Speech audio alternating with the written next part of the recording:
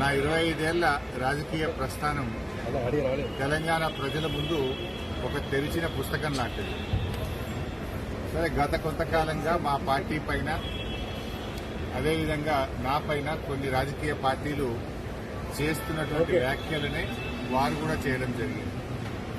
అంటే ఆ వ్యాఖ్యలు వారు ఎందుకు చేశారో అది వారి విజ్ఞతకే నేను వదిలేస్తున్నాను.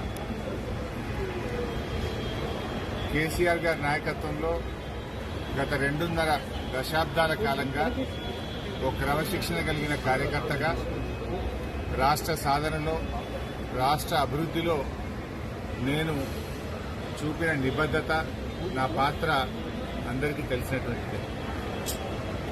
ఈరోజు రాష్ట్రంలో ఎరువులు దొరకక ఒకవైపు రైతులు గోసపడతా ఉన్నారు, మరొక వైపు వరద ప్రాంతాల ప్రజలు అనేక ఇబ్బందుల్లో ఉన్నారు. కేసీఆర్ గారు దశాబ్ద కాలం ఎంతో కష్టపడి నిర్మించిన వ్యవస్థలను, ఒక్కొక్క వ్యవస్థను ఉద్దేశపూర్వకంగా